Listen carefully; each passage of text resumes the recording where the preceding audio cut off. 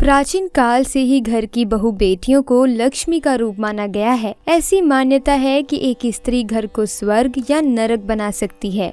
हमारे शास्त्रों में बहू बेटियों के कुछ ऐसी आदतों के बारे में बताया गया है जिनकी वजह से ही खुशहाल परिवार भी नरक के समान हो जाता है। घर में दरिद्रता आती है, सुख संपत्ति में कमी आ जाती है।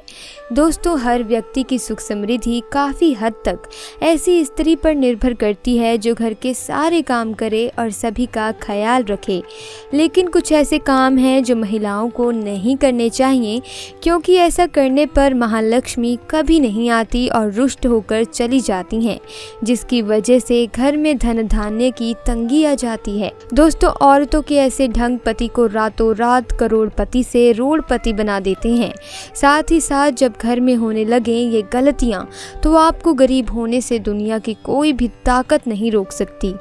दोस्तों, ऐसे में जानिए औरतों की कुछ गलतियों के कारण खुशहाल व करोड़पति परिवार भी कैसे भिखारी बन जाता है। नंबर 1, अगर किसी घर की महिलाओं को देर तक सोने की आदत है तो वो घर और परिवार के लिए अशुभ हो सकता है। देर तक सोने वाली स्त्री अपने पति और उसके परिवार और ससुराल वालों के लिए असफलता का कारण बनती है। परिवार में किसी की मृत्यु भी हो सकती है। नंबर 2, पाँव हिलाना। जिस घर की औरतें खाना खाते समय पाँव को हिलाती रहती हैं तो वो घर कभी भी बर्बाद हो सकता है। माँ लक्ष्मी रुष्ट हो सकती हैं, परिवार में तनाव आता है, किसी बड़े मुखिया की नौकरी तक छूट सकती है। नंबर 3, जिस घर की महिला रात या शाम को झाड़ू लगाती है तो उस घर में दरिद्रता आती है। इसीलिए इस आदत को छोड़ दें। खासकर गुरुवार के दिन पोछा ना लगाएं, क्योंकि बृहस्पतिवार जब कमज़ोर पड़ता है तो घर में विनाशकारी गरीबी आती है।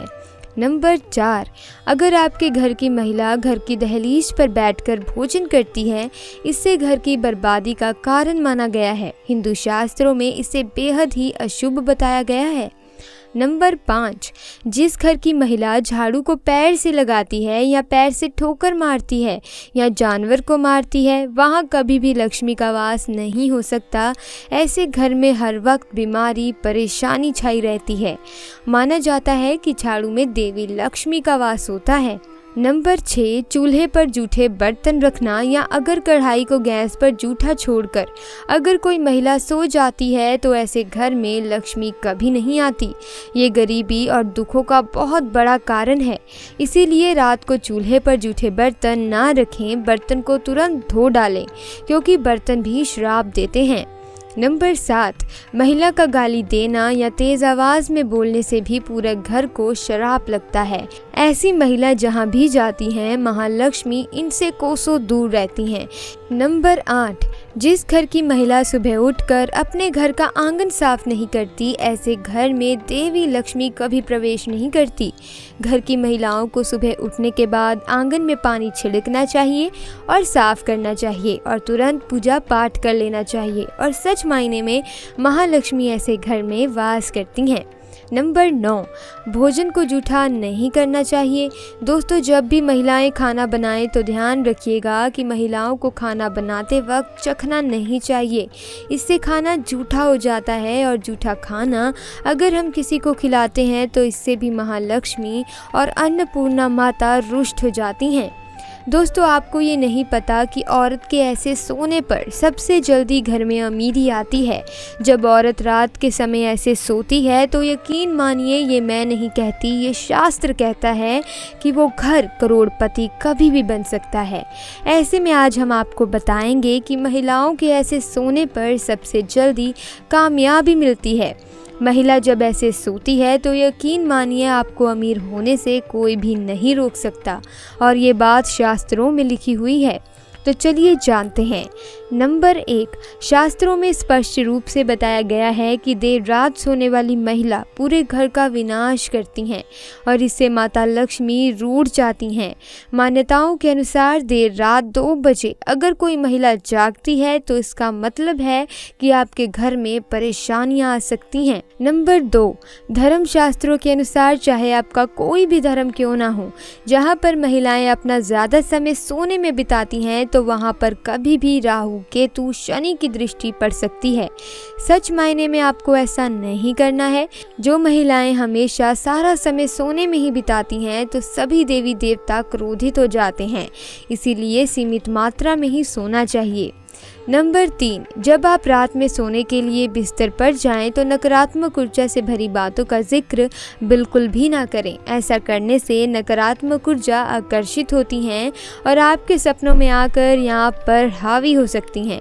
सोते समय मन में अच्छे विचारों को लेकर ही सोना चाहिए, इससे हमें कामयाबी मिलती है।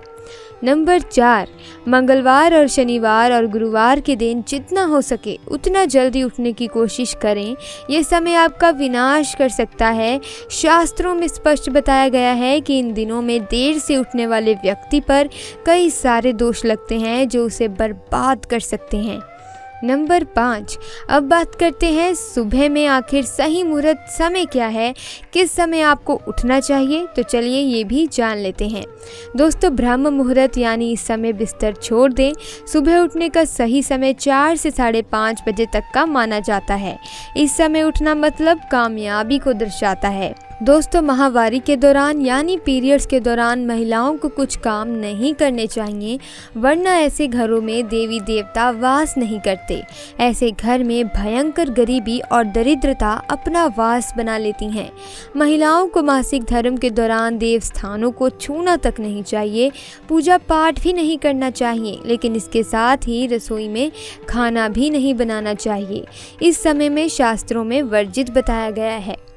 पीरियड्स के दौरान इन कामों को करने से पाप लगता है। महिलाएं एवं युवतियां इससे बचने का प्रयास तो करती हैं, लेकिन फिर भी कई बार उन्हें ये काम करना पड़ जाता है। खासकर आजकल के समय में ये नहीं हो पाता है, क्योंकि पहले जॉइंट फैमिलीज होती थी, एक घर में एक से ज़्यादा महिलाएं होती थी। ऐसे घर में नियम संभव था, पर अब जब न्यूक्लियर फैमिलीज हो गई हैं, सब अलग अलग रहते हैं, तो घर में एक ही महिला हो और वो भी ना कर सके रसोई का काम, तो ऐसे समय में पूरे परिवार को दिक्कत आ जाती है। तो उसके लिए आपको बता दें, ऐसे में आप क्या कर सकते हैं। सबसे पहली बात तो ये है, ऐसे में आप नहा करके रसोई घर में प्रवेश करें। बिना शुद्धि के प्रवेश ना करें। हाइजीन के नज़रिए से भी ये सही है।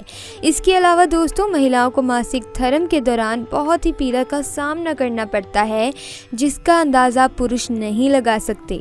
ऐसे में महिलाओं को चाहिए कि वो खाना उस समय बनाए जिस समय उन्हें पेन यानी दर्द ना हो रहा हो।